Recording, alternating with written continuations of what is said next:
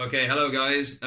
This is my interview with Soheila Clifford. Soheila. Hello. Soheila. I always get your name wrong. Literally everybody always it's because it looks different spelled than how it's said. Right.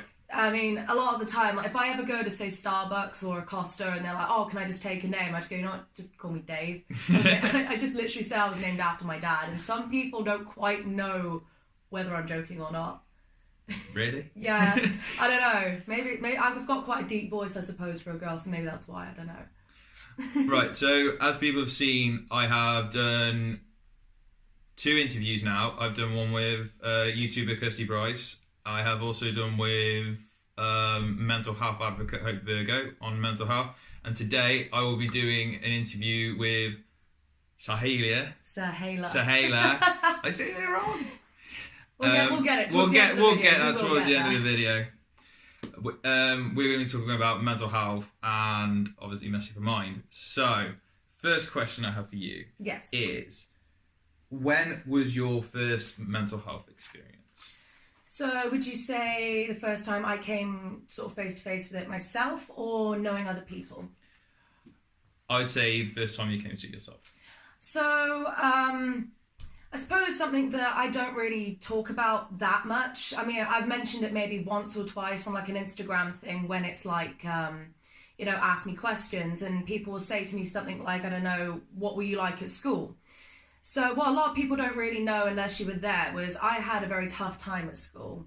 And, I think it's because I was, for the most part, I was very ambitious. I was very, nerdy. Not that there's anything wrong with that. If you're very studious and you want to work hard and do all that, that's what you should do because you'll get a lot further in life, hopefully. But I used to get given a lot of shtick from other kids. So I suppose it kind of came to a lot of me doubting myself from probably quite a young age. Luckily, I had like good people like my family around me, so for a long time it didn't really affect me. But I think I probably hit my lowest point when I was about 14. Right, that's such a young age then. Yeah, I think I was probably about 14 when it started to kind of affect me a bit. I think, I was always quite happy in my own company, like being an only child anyway. So it's like if I didn't always necessarily have like a kid to play with, it didn't really bother me that much. But yeah, I think it's when you're starting to grow up and puberty kicks in and it kind of becomes less about who you've got to play with and more about like, oh, who's the prettiest girl in school or who's dating who and, oh, so-and-so kissed so-and-so. And I think it's because I was so on the outside of that and then I was being given a lot of like abuse, both physically, mentally, by all these kids. Kids can be mean. I think that's kind of when it started to set in like, oh, actually I'm different, like for whatever reason, I don't seem to fit in. And I think I always wanted to, but I've always had that thing of wanting to be liked. You do get to a point where you say, oh God, what can I do different? What can I maybe sometimes pretend to be into to kind of connect better with these people? But, like I say, kids can be mean and the whole clique system in schools it's very rare that you'll get accepted into it. It's like you're saying, like the whole like geeky, nerdy thing. It's almost like it's okay to be yourself. Oh, but obviously some people, they sort of have a mentality where it's like, oh no, I can be bullied for acting like that and things like that. And that can cause, sort of like a mentality sort of friction inside. So that's something that's... For sure. Yeah, I understand what you mean by that. I mean, it can be really conflicting because, the kids at school that aren't afraid to, cause a bit of havoc and be a bit cheeky and, they'll start, wearing makeup or making their skirt shorter. And yeah, exactly. You kind of want to fit in and do those things. But then, like with me, because I've always been very much like a family-orientated person, we're all very close. And I've always wanted to do everything I can to make them proud. So, for a long time, I just put up with being bullied and I never stood up for myself. And, I'd much rather make my family proud than try and just fit in with other kids. So I think, though, it does have a long-term effect of wanting to belong and fit in, but you should always be yourself. Yeah, exactly. You should always be yourself. Like I always say, like, it doesn't matter, like, who you are or what you do. Like, I've learned in the past couple of years, if you do what you enjoy, Yeah. Don't let anyone drag you down or anything. Hell no. Like, that's the sort of thing that I've seen in the last couple of years, that obviously we've seen people being, judged by their gender, things like that. I just can't understand why, though, It's like, as long as you're not hurting anyone, that's just what I'm, like, you. exactly. Like, mental health affects anyone. Doesn't matter if you're straight, gay, bi, trans. It doesn't judge who you are. No. Mental health is mental health. Exactly. If you've got a chemical imbalance in your brain of some description, it's going to affect you. And I think that's the other thing, especially about, I don't know, there's even people like our age that will still try to pretend that it's not a thing. They're like, oh no, these people just want attention. Or, for anyone that goes through anything, some people I know have depression. I've known people that have had anxiety, borderline personality disorder, anorexia. They've got gender dysphoria. They've got all these different things that affect them in different ways. And I've never judged anybody for it. I hate seeing people that I care about struggle and go through those things. But the best thing I can do is support them. But also, if you ever are going through something, as much as you would always love to be there for people, be a shoulder to cry on, but don't also allow it to weigh you down. Because I've done that in the past where I've taken on about 12 other people's things while I'm going through something, and then you feel 10 times worse about. Yeah, exactly. I know I've been there as well. Yeah. My next question for you is, obviously, I know that you're a singer, and a very good one as well. Thank you. And you do some acting as well, which I have seen. I've been doing more of that recently and been loving it. It's actually fun. I want to ask you this. Does acting and singing help you with your mental health? Oh, yeah. Oh, yeah. In a way, I think the actual industry itself has almost affected the way I've seen myself at certain points in my life, because it's so competitive. I mean, you have to literally be willing to want to slit that person's throat next to you in an audition to get a role. But I think because I've been done the whole thing since I was like 7 years old, you build a persona, you really do. You build a persona that it gives you strength, and it's almost like a barrier. So it means that sometimes it can be hard to let that guard down. And I've had it where, people think like, wow, she's so confident, but I'm still only human. I wake up some days and I'm just like, I feel bloated. I don't feel attractive. I hate my skin. I hate my hair. I hate my face. I'm just like literally anybody else, but the whole sort of doing acting and singing and getting into character and that, you do build a persona that kind of sometimes helps guard you from the world. So it means things don't instantly always get to you. But that can also be dangerous, because sometimes you just let things build up, and then eventually, I'll like drop a fork and I'll just cry about dropping a fork. And it's true. It's a good thing to be able to sort of have a wall, but then in life you also need to know when to let that down around the right people. But I've sometimes been also too much heart on my sleeve, and been almost too open with some people about who I am and what I believe in, and it can backfire again because people can use that against you. Yeah, that's right, they can. I'm an emotional person. I can't help that. I warm to people quickly, and I get so involved in wanting to be there and have fun and make friends. But it's true, you just need to be careful who you put your trust in. But the whole persona that I've sort of built over the years of, going to auditions and singing and acting, it really does help. Yeah, that's good. My next question for you is,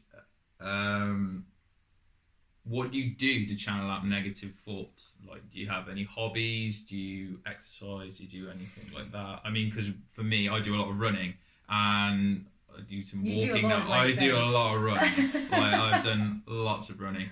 And for me, it also channels my negative thoughts. So, if I'm feeling down or depressed, I either go to the gym or go for a run, and that takes my mind off negative thoughts. I want to know if you do anything to channel out negative thoughts. See, I'd say my real saving grace that I've had has always been music. Very much, it's always been music. And there's the post. But no, for me, it's definitely music, listening to it. As much as I love to sing, and for me, sometimes if I've got a free space or something, I like to record a song or just sometimes put on music and just sing. That I find that's always been a very good way for me to sort of block out everything else that I'm thinking at that time. You know, so if I've had a day where something stressed me out, or, you know, I don't really look at things like hate comments, because I do get a few, pretty much like any other person that's on the internet. But, you know, sometimes I just like to put on some music and listen to something that is probably a bit counterproductive, because I do listen to some songs that, yeah, it relates to how I feel, but they're equally kind of sad songs. So I'm like, you see, they understand, they get it. Yeah. And it's weird, over the years, I've actually become friends with a lot of, like, the bands and people that used to influence me when I was a young teen, and it got me through a lot. You know, and I've always, again, coming back to the career, I've just always been very career driven, that I've tried to always just put that before anything, so that, you know, the negativity and all of that doesn't affect me in a bad way. I use it to fuel me, because if someone tells me I can't do something, I just get 10 times more determined to be like, well, yes, I can. Yeah, exactly. Like you're saying, like the band influence you, sort of thing. Yeah. I mean, I've spoken to obviously a few bands as well myself that have like gone through the same sort of things, and it's really cool to like reach out to these sort of people and like understand that you're going through the same thing. But you can do it with the influence of music, and obviously with other things. Brings people together, doesn't it? Yeah, it does. If you're stood in a crowd with a whole bunch of people that know all the words to the same songs as you, you know, it's just really meaningful, you know, because you think, I don't know what your story is, dude, but let's just, like, you know, hold hands and put our, like, arms in the air and sing this, because for whatever reason this means something to us. Yeah, exactly. And I'd love to be able to do the same thing one day. I don't know what genre, because hell, I just jump from genre to genre. I love all types of music. But yeah, there's a lot of different things that I hope to do in the future. Right, my next question for you, we're going to move on to different subject, is you took part in the Message for Mine challenge last year. You were actually my first big name to take part in the Message for Mine challenge. And I want to know, obviously you had somebody to help you, which was Daz Black. Yes, I did. Yes, I did. And I want to know from you, what do you think of the challenge? Like, I want to, because I'm writing a blog for Mind, and they want me to ask people's opinions on what they think of the challenge and how it can influence other people to obviously get involved and talk about mental health. Well, I actually had a lot of fun doing it. That's what we like to hear. No, I actually did. I had a lot of fun doing the challenge, because, you know, my parents helped film it, and then Daz did, like, the actual slime. The thing is, I remember just trying to make the slime. So it's actually really simple. It's just, you put it in, like, a bowl, and you put water in. But for so long, we were like, this is literally just, like, purple water. What's going on? But then out of nowhere, it just suddenly turned really thick. I was like, oh, this is going to feel disgusting. But I think it was the fact that we knew we had to get it right in the one take, because we only had enough for one take. Yeah. The biggest challenge, though, I think of the challenge was getting me through the house without getting this purple slime everywhere. I'll tell you what, though, the stuff, when you have a shower, it makes your hair so soft. Really? Really soft. It was like, I'd love to just use it as conditioner. Like, it is so nice. But the actual thing itself, I love everything it stands for. And I guess on the days when, you know, you might be on a bit more of a down day, or you might be going through a tough time, and in a way your thoughts almost do get a bit congealed and a bit kind of, you know, you feel like you've got so much just swirling around your mind. In a way, the slime kind of makes sense. Yeah, because it's obviously, I mean, I wanted to do something to show that invisible illness exists. Yeah. And obviously that's what the slime represents. And my inspiration was obviously, because we saw how big the Ice Bucket Challenge was years ago. I mean, we had loads of, like, people doing it, and I never knew anything about ALS until, like, that happened. Yeah. And then I thought, oh, why not something like this to represent mental health, to obviously get more people talking and getting involved. And since I started the challenge, we've now had 129 people take part, and See, we've raised over $4,000. We just had our first person from Canada do it yesterday. Really? Yeah. That video's to come soon, but it's in the process. I bet that would have been a cold challenge. I mean, I did it in the rain. They used like food, so it's not as bad. And I think we've got a few from America coming up soon as well. That's so cool. Yeah, I mean, I've got some American friends as well, and I'd love to try and get them involved, because, Yeah, I don't think I've ever really met anyone that hasn't at least faced something where they thought, you know, oh, have I got maybe depression or anxiety? Or everybody goes through at least one symptom of it, I'd say, in their life, where some people may not go and get diagnosed and it may not be consistent. It might just be one specific thing, maybe, I don't know, a divorce, or it could be the loss of a job or the loss of a person, but we'll always go through at least one time in our life. Yeah. Unless you are ridiculously lucky, Yeah. where you would probably feel like you need support from other people. And I think that it's good that in like these years now is that it's being more talked about. I love that it's, although the one thing that does bug me about it being so normalised is, you know, I'm all for a good meme. I do. I love a good meme. I see sort of mental health memes shared all the time, and where they can be ridiculously accurate and funny, there is also that stigma of people that are, there are people that I know, well, not personally, but I know of, that will share these things, and it's like, it's more for the attention factor. Yeah, I understand. But this is the thing, like, I started Messy for Mind because depression and anxiety and suicide is a very, very serious subject. They are a really serious subject. But we want to try and take that factor out and make something fun, because that's what life should be about, is just having fun. So I wanted to take something out of context, like, oh, we can raise awareness and have a laugh, because that's, so many people have come back to me and said, I really had fun doing that, and that's what, you know, I got to chase Daz around the garden throwing slime and whipped cream at him, so that's what I mean. It was just fun, because it was like, at that point I had all the power, you know, I was the one covered in slime, I could just throw that at anyone. So it's true, it's a very serious subject, and you know, it shouldn't be treated lightly, but it should also be treated with a lot of understanding, if you know what I mean, so that it's not, you know, it's not treated with such a way that it's like you almost should feel guilty, or like you're being told off for feeling a certain way. Yeah. You know, if you need to talk to someone, you should be able to do that without feeling judged, but then equally it shouldn't be taken lightly. You know, if you've got anything that you wake up one day and if you feel like you shouldn't be here, or if you feel, because you can be suicidal without actually having any intent of wanting to kill yourself. You can be surrounded by great people, you can have family, you can have friends, but you can sometimes still feel so on the outside like you don't belong. That's like going back to, because a lot of people would reach out afterwards when Chester Bennington took his life. And we had a few Linkin Park fans actually like reach out, because I remember my friend. I'm a huge Linkin Park fan. I am as even well. Now.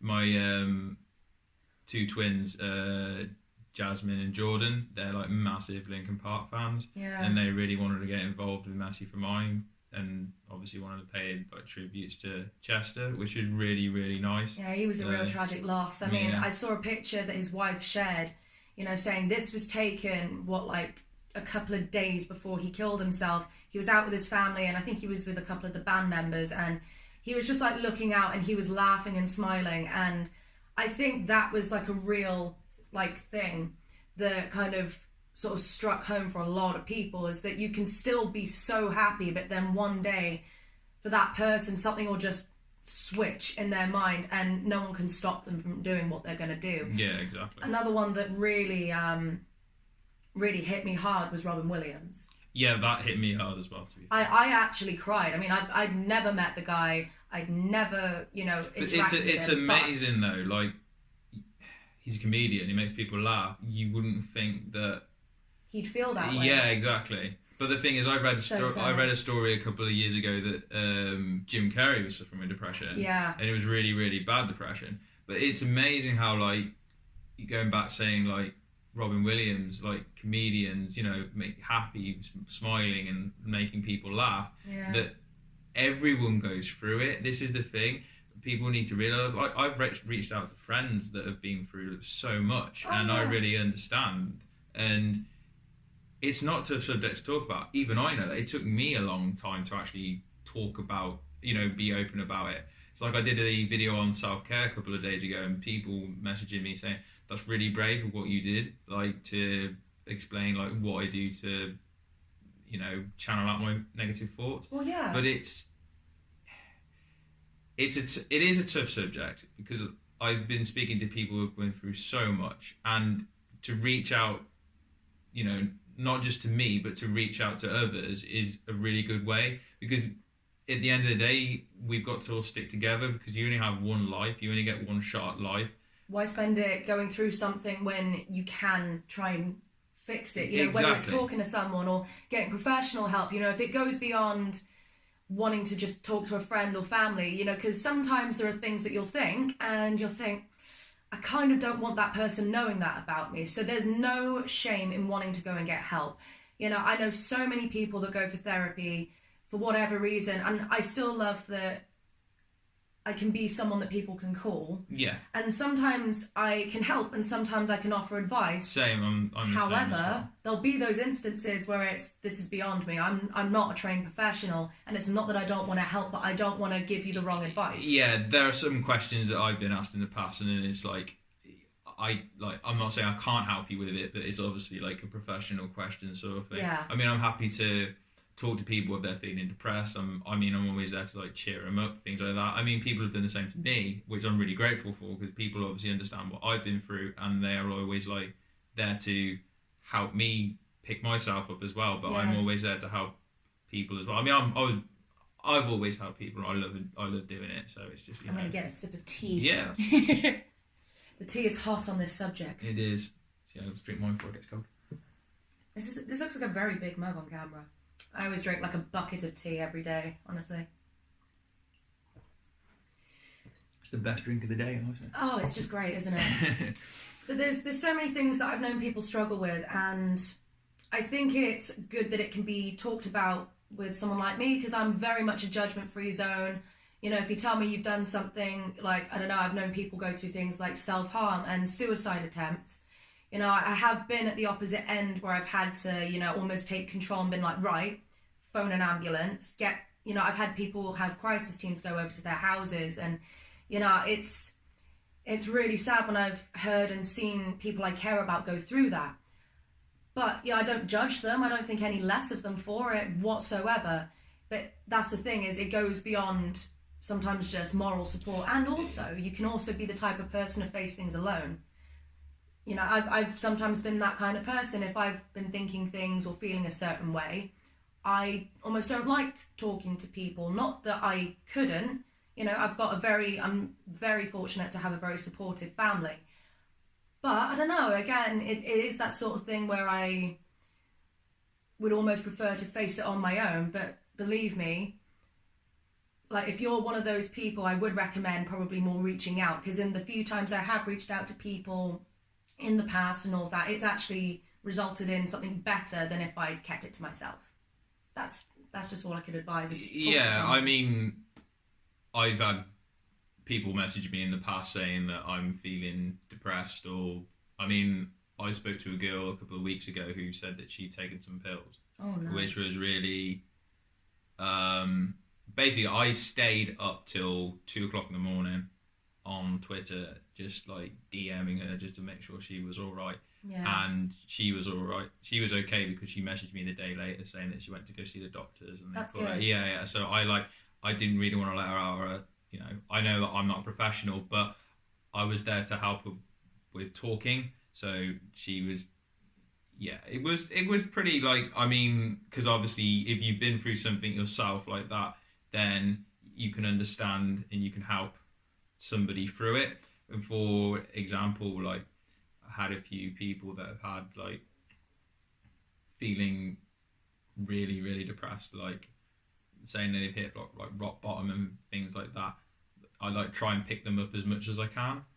And I've had people come up to me, and like, I remember one of my mates came up to me and he said, I really suffer with like really bad depression. What you're doing, your work is absolutely amazing. Keep it going. Like,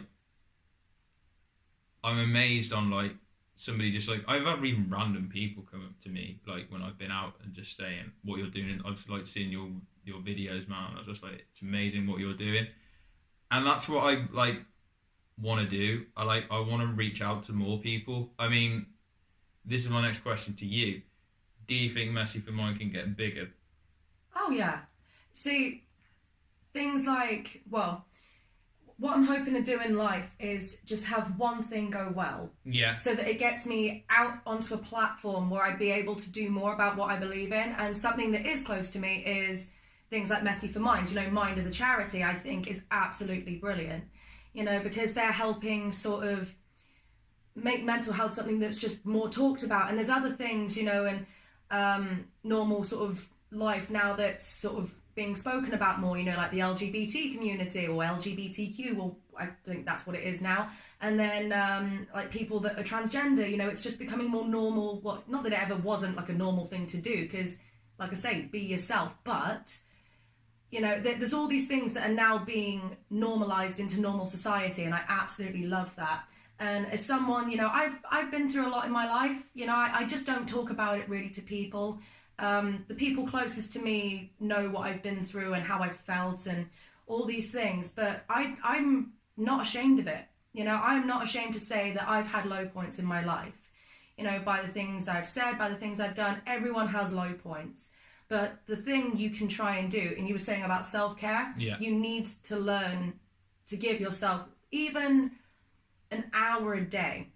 Oh, yeah. Where you just do something for yourself. You know, and you're not doing it because, like, I don't know, it could be having a nice bath, putting on some music. And it's not, right, I'm going to have a bath when I get home because I need to go out and see this person or do this. You're doing it because I'm just going to have an hour where I just unwind my brain. And looking after yourself. Yeah, something that makes you feel good for you, and you're not doing it for anybody else. Exactly. And it's not being selfish. It's never being selfish to look after yourself. You only get one body, you only get one life, you only get one soul, and you need to nurture all of them. Surround yourself with good people, you know, and just because other people might be going through things doesn't make them a bad person. You know, if you want to surround yourself with people that just make you feel better, and you can be, it has to be mutual, you know, you can't be toxic for other people if they're toxic for you, and, you know, surround yourself with people that make you happy, and just block out the negativity. And I know that's a lot easier said than done. Yeah, I completely it is a lot that. easier said than done. But you've got to find some way to be able to block out the bad and focus on the good. Because, you know, say for every 10 comments you might get on like an Instagram thing, if cyberbullying's ever been something you've been through, then look at the 9 good comments, don't focus on the one bad one. That's the thing, because like I see we've got a famous YouTuber doing Messy for Mind soon. She's got like thousands of subscribers, and she's really into mental health. That's and really cool. I speak to her quite a bit, and she's really, really cool. And you saying go back to like negative comments and all that, she's been putting up videos that basically that people don't want to see, but she's getting negative comments for it. But why should they care about what she puts up when it's her own content? Like, I've said to her that her videos, she does really good videos. Like, she's really, really good at what she does, and they are really like entertaining to watch. And she's actually really, really cool. And she like gets shit for like people saying, "Oh, why are you talking about this? Why are you talking about something else?" and all that. And I'm like, well, it's her channel, you know, do what you want, sort of thing. It's like, it's not just her. It's like, alright, I'll be honest with you, I'm not a massive fan of Twitter. Like, I've said this quite in the past, and the reason being is because there are a lot of trolls on Twitter. Oh yeah. Like, I see a lot of like hate. I've seen people get bullied on there and things like that, and it's amazing. Like, one comment can actually hurt someone's feelings. Of course it can. And that can actually affect your mental health. That can also be like, that can make you depressed and things like that. It can build up, can't it, over time? Which is, it's not a nice way, but unfortunately that's what people are like. Hey, I mean, doing X Factor, you know, that was something that was a massive eye-opener for me, because I'd never done anything.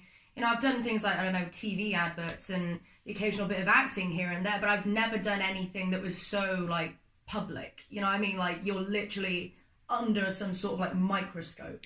That's the thing. Like, obviously, like, you being on TV and everything, I mean, you get the whole sort of, like, the word I'm looking for? Because obviously, like, all eyes on you sort of thing, and obviously people start talking and things like that. Did that affect you in any way, or? Well, not immediately. I think it's a lot of people just love to send hate because they just don't like the show. And to be fair, now this is something I've almost wanted to talk about for quite a long time, is sort of just how misrepresented I was by the show. You can't control how they edit you, and a lot of things can get taken out of context, a lot of things can be made up. And, you know, the tabloids, all I can ever say is pretty much just never listen to a word, because it is all for effect. It's all to sell papers and get views and things like that. It's the ultimate sort of form of clickbait, you know. So when I first saw my first audition... Is that what the song You and Daz did is about? Yeah, then? that's kind of the whole point. It was all about the media generally. We were targeting YouTube, you know, saying, you know, all these, like, the Paul brothers and people like that, you know, just constantly throwing out these clickbaity videos, which, by the way, I've never really agreed with some of the content. I'm sure, as you saw last year with the whole, like, Suicide Forest thing, like, I didn't agree with any of that. No. Which, you know, that came a lot later after we released that song, and yeah, I almost felt bad that we even referenced them at all in that song, because I was thinking, damn, they didn't even, like, deserve that reference for one thing. But anyway, with X Factor, so a few things I want to clear up here. Did I go to a school in London that I got a full scholarship to? Yes. Did my parents send me there because they realised it would be an opportunity I'd never get again, and did I want to go? Yes. Did they just fork out money because they had loads of money for me to go? Hell no. So they basically tried to almost edit it as if it was just, oh, mummy and daddy paid for me to go to stage school. No. They remortgaged twice. Yeah. And that was mentioned on there, but the way they made it sound was almost like, oh, it's nothing, you know, yes, of course we can afford to do that. No, we still struggle with that even now. But it was an opportunity that I was never going to get again. I moved out at 13. I lived in shared houses across London. My parents were obviously worried sick every single day. Their 13 going right through to 16-year-old daughter going across London every single day by herself, getting herself to, like, band rehearsal, because I was in a girl band at the time, you know, getting back late at night, all these things. I'd keep them as informed as I could, but they just had to learn to trust me, and I had to grow up quickly. And, you know, so it's all these things that just kind of never got mentioned, and the fact that we even now struggle financially, well, not as much anymore, because it's obviously been a good few years since I left school. But, you know, it's like for a long time we struggled, and they went massively without to give me that chance in life.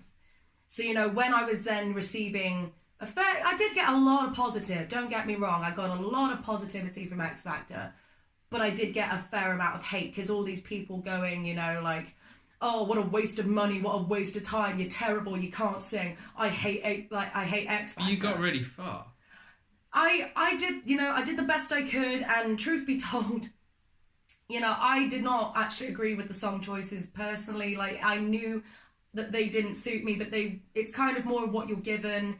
You know, you get advised a lot, very heavily on what you should sing, and I kind of did the best with what I could. Yeah. You know, and I did the best I could to kind of try and, I don't know, I didn't want to be what they almost tried to mould me into. I think they almost, there was room for not really a villain type character, but as in, they tried to make the confidence that I have seem like a bad thing, as opposed to, I've just been doing this for years and I've got my sort of stagey persona, I suppose. And yeah. You know, but then obviously, like I say, at school, didn't matter what school, I've always had a tough time. So I was in London on my own, working my ass off, doing the best I could, trying to make my family proud. But even at a bloody stage school, I still got bullied. You know, so it's all those things that I think people get wrong about me, is they assume, like, everything's just been easy and, oh, she's been handed a lot. It's not been at all. Everything in my life I've worked for. And the negativity, when you're given a lot of it at one go, you try not to let it get to you. You just try to say, you know, oh, it's just Twitter trolls and Instagram trolls and things like that. But after a while, you start to think, are this many people wrong about me? Like, is there something wrong with me? Should I be doing this? But then you think, nah. No. I'm just going to be me. Yeah, exactly. That's how I see things. Like, when I started this up, like, I didn't think that I'd be getting, like, obviously I've been getting you involved. I didn't think I'd be getting, like, the other people I've got involved as well. It not just like famous people have got involved or anything like that, but what I'm really more proud of is actually reaching out to people that have actually suffered with mental illnesses. Yeah. Because some of the people are like, I really want to do your challenge, but I'm either too anxious to do it. We've had some that have just like stepped up to the challenge, and I'm not going to. I'll be honest with you, it's got me quite emotional to like know that they actually want to do something. That's and lovely. you know, it's pretty. It's pretty awesome to see that sort of thing. I love that. You know, stepping outside their comfort zone for the greater good because they're going through that exact same thing. You know, I have a lot of appreciation for people that do that because, you know, there's one thing for celebrities and that to step up. I mean, I don't even count myself a celebrity, not even close, but I'm aspiring, I'm working hard, I'm trying to just You've been on TV. I've been on TV, but then people on You've Been Framed have been on TV. Yeah, true. No, I don't want to talk down what I do too much. I mean, that is probably one of like my worst things is I talk myself down a lot and I try to put a joke on it. But, you know, that's one thing that my friends always pick up on, and my family jokingly call me Eeyore because, you know, in Winnie the Pooh, yeah. they always used to call me Eeyore because, you know, someone would say like, oh, I think you look really pretty. I'm like, no, I'm not.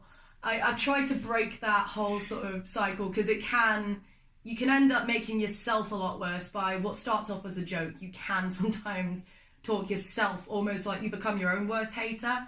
And I think in time I've tried to talk myself out of being that way, but I just kind of try to say it more as a joke these days. But no, I need to get better at that. That's one thing in my self-care routine. I need to try and be a bit more positive about myself. But Yeah. no, honestly, what you're doing is great. Like, Thank you. And I really appreciate, you know, whoever's coming forward and taking part in this, you're doing something really good because mental health hasn't been talked about for a very long time. Or if it has, it's almost like you need to be a certain level of like mentally ill before someone would take you seriously. You can be mildly depressed. You can be minorly anxious. There can be the tiniest thing in your personality, but that doesn't make you any less worthy of being a part of, you know, the people that take part in this challenge, you know. And even if you don't have mental illness, I don't see why you can't want to promote something good. No, I know. That's the thing. You know? We've had some people that haven't had mental illness and just thought step up because they want to help their friends out. Like we had I had my friend Sarah. She did the first ever LGBT Messy for Mine challenge. Yeah. So she did like loads of different colours of slime and things like that. She wanted to do it for her friends who suffered, which was really, really nice. That's and really nice. Yeah. It's really cool to like obviously see people wanting to help their friends as well with this as well. Well, it's like I've got friends that are like, I've got friends that are transgender, I've got friends that are fully gay, I've got friends that are straight, I've got friends that are bi, I've got friends that are pansexual, but you know, it's like, I may not be transgender, but if something came about to help raise awareness against transphobia, then I'd be all for it, you know. I'd be like, yeah, don't be a douche, you know, just accept people and just let them be whoever makes them happy. Well, we had our first transgender person do Messy for Mine back in December. Really? Yeah. And they were really up for it as well, which was really, really cool. And he's a cool guy as well. So that was something to really like. And he was very open about like stuff that he'd been through and everything, and he really wanted to get involved with it. And he got involved with one of the, because I've had a few of the independent wrestlers involved as well. Yeah. Which is like, that's really cool as well. Like they've got a massive fan base, and when they have like, they see people like that doing it, they're just like, oh, that's really cool that you're actually doing something for mental health and things like that, like you're representing. So that's, you know, something to, you know, look at. My final question for you. Yes. Before we end this interview. Who would you like to see do the Messy for Mine challenge in the future? Oof. If you could pick 3 names. So I'd say out of my friends, Or anyone really. or anybody. Anybody. Could be your friends, or even your friends, could be anybody really. Anyone famous.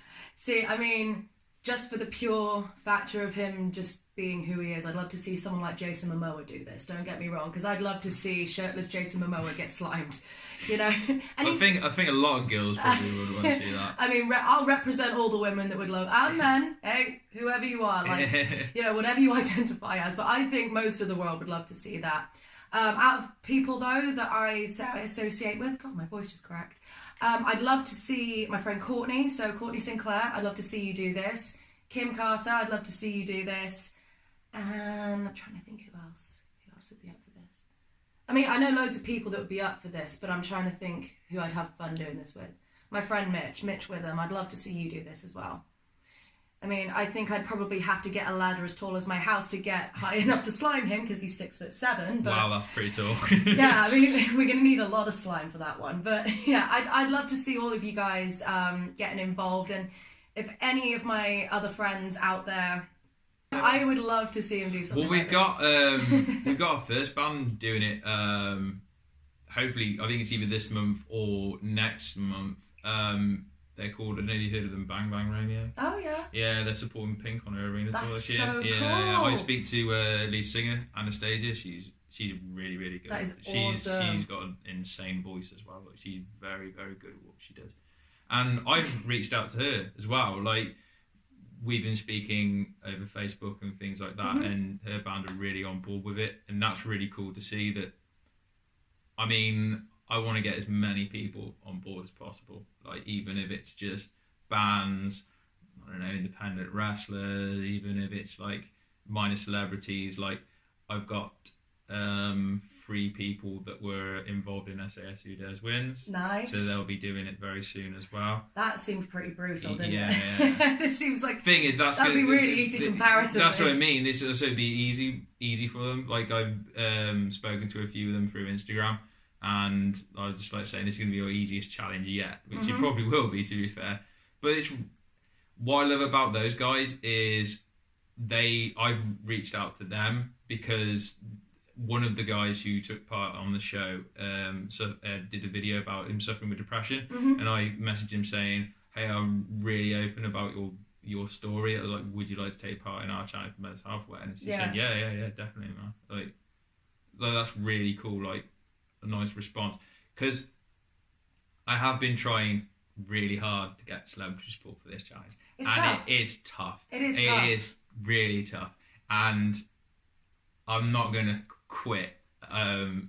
No. I mean, you just got to keep trying, because, you know, there will be people that, for whatever reason, turn it down. You know, for some people just... Oh yeah, I know the challenge isn't for everybody. So that's, yeah. No, I mean, there's so many people that I know that do very well in life. You know, I have quite a few sort of, I suppose, famous friends, and some people would be up for it, some people might not be, but, you know, I just say you just got to keep trying. You just got to keep trying, and I swear, like, if I ever do anything to get where I'm hoping to be in life, then this would be a charity I'd love to sort of keep raising awareness for, and I'd love to get so many more people involved, because I can see this eventually going global. Well, we've had amazing feedback from Mine themselves. Like, they keep saying, like, the work that you're doing is absolutely incredible. Keep it up. We're really, really proud of you, and we're also proud of, like, everybody. Right, it's not just that thing is. It's not just me. It's everybody. Like, I'm proud of you for, like, stepping up the challenge. Like, I'm proud of, like, a lot of people that have done it. Like, I'm really, really grateful for taking the time out to do this. I messaged Mind a couple of weeks back in, no, it was before December. They do a blog, like, they get hundreds of entries. I typed in my story about what I went through, why I started messing with Mind, how it's influenced people, what's happened. I had a reply back straight away, and they said, we love your story, we'd like to write a blog about it. That's so cool. And they said, we've got a place for it on your website as well, on our website. And I was just like, what? So yeah, I've got to start that soon, because I'm really slacking on that. No, you should. Like, honestly, you just got to get it out there any way you can, and eventually there will be someone of, like, a really big name that will pick up on this. Like, I can guarantee it. You just got to keep pushing out there for it. I mean, look at people like John Bon Jovi. Like, his whole thing is about, you know, not curing, but, you know, just helping homelessness. He has, like, loads of different things because he's always been passionate about that. For Audrey Hepburn, it was like helping kids in Africa, but there'll be a celebrity somewhere of massive note that will pick up on this, you know, and hopefully that will just help it get so much more out into the open. But I also think with like contacts as well, it's like I was speaking to Anastasia from Bang Bang Romeo the other day on Instagram, and they know example.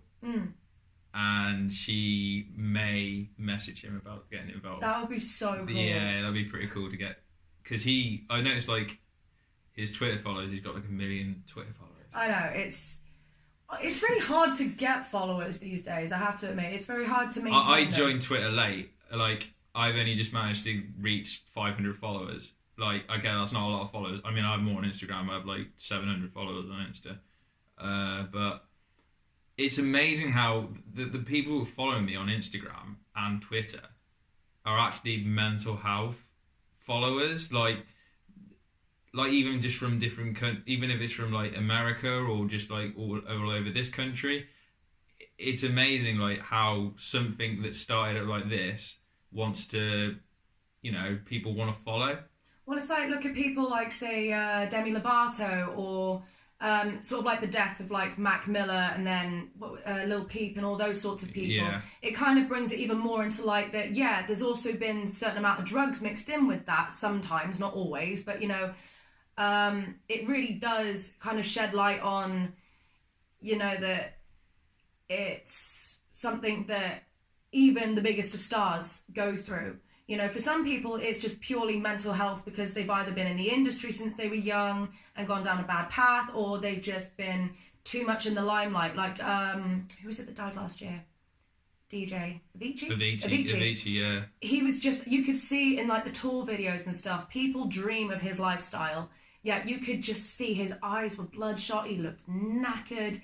You know, it's just so much pressure, and some people just can't cope with it, and that's why they end up unfortunately going to things like drugs, is to give them relief. That's the thing though, like things like that happen. Never do drugs. No, yeah, never do drugs. That's what I'm getting from this. Don't do never drugs, do kids. drugs. Yeah, don't do drugs. But the thing, like, sometimes I always think that people are too scared to reach out. Yeah. Like that's like, I've always said this in my interviews before. I've said this in my radio interviews, that people should never be scared to reach out. No. If you admit that you have a mental health problem, if you're feeling depressed, it's nothing to be ashamed of. You're not, I mean, I like to say that you're not branded, you know, a nutcase or a freak or an outsider or an outcast or anything like that. We are human at the end of the day. We all suffer with these type of problems. We're all very emotional beings. Oh yeah, we are. And that's how, you know, that's how depression occurs.